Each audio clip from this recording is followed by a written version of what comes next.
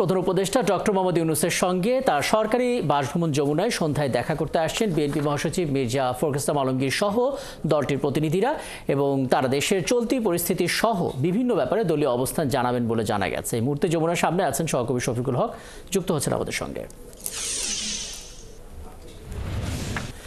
শফিকুল, আপডেটটা জানাবেন। আপনি বলছিলেন ৬টার দিকে বিএনপি নেতাদের চলে আসার কথা, সেরকমটা দেখছেন কিনা এবং জানা গেল কিনা ঠিক কি কি বিষয় নিয়ে প্রধান উপদেষ্টার সঙ্গে কথা হতে পারে?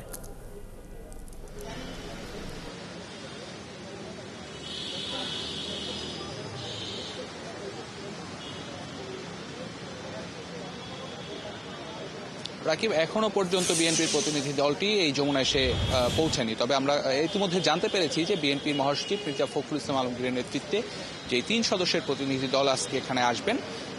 সদস্যদের মধ্যে আরও রয়েছেন স্থায়ী কমিটির সদস্য সালাউদ্দিন আহমেদ এবং স্থায়ী কমিটির আরেকজন সদস্য মেজর হাফিজ বীর বিক্রম। তিনি এই আজকের যে সংলাপটি হবে সেই সংলাপে অংশ নেবেন এবং তারা অল্প কিছুক্ষণের মধ্যেই এই যমুনায় প্রবেশ করবেন প্রধান উপদেষ্টার সাথে যে বৈঠক সেই বৈঠকে অংশ নেওয়ার জন্য।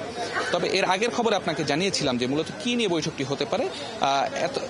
আমরা বিভিন্ন মাধ্যম থেকে এবং দলের সিনিয়র নেতাদের সাথে কথা বলে যেটি জানতে পেরেছি যে মূল যে বিষয়টি আজকের বৈঠকে সেই বিষয়টি হচ্ছে নির্বাচনের রোডম্যাপ এবং বিএনপি গতকাল নির্বাচন কমিশনে তাদের একটি প্রতিনিধি দল সেখানে সাক্ষাৎ করেছেন এবং নির্বাচন কমিশন থেকে যেহেতু জানানো হয়েছে যে মে জুন মাসের মধ্যে নির্বাচন অনুষ্ঠানের জন্য তারা পুরোপুরি প্রস্তুতি নিতে পারছেন, সেক্ষেত্রে বিএনপির পক্ষ থেকেও প্রধান উপদেষ্টার কাছে আজকে একটি প্রস্তাব দেওয়া হতে পারে যে যেহেতু নির্বাচন অনুষ্ঠানের জন্য নির্বাচন কমিশন প্রস্তুত এবং দেশের সাম্প্রতিক যেই অস্থিরতা আপনি জানেন, ধানমন্ডি ৩২ সহ দেশে বিভিন্ন স্থানে বিভিন্ন ভাঙচুরের ঘটনা ঘটেছে এবং একটি অস্থিরতার সৃষ্টি হয়েছে, সেসব বিষয় নিয়ে আজকের এই বৈঠকে আলোচনা হতে পারে। এবং আমরা যেটি জানতে পেরেছি যে প্রধান উপদেষ্টার প্রেস সচিবের পক্ষ থেকে আজকের যে বৈঠক সেই বৈঠকের বিষয়ে বিস্তারিত সংবাদ সম্মেলন করে সন্ধ্যা ৭টায় ফরেন সার্ভিস একাডেমিতে সেখানে জানানো হবে। তো আমরা অপেক্ষা করছি যমুনার সামনে, হয়তো অল্প কিছুক্ষণের মধ্যেই বিএনপির যে প্রতিনিধি দলটি সেই দলটি এখানে এসে প্রবেশ করবেন এবং এখানে বিএনপির দলের যে প্রস্তাবনাগুলো রয়েছে সাম্প্রতিক ইস্যু সহ নির্বাচন ইস্যুতে সেসব বিষয়ে তারা উপদেষ্টার কাছে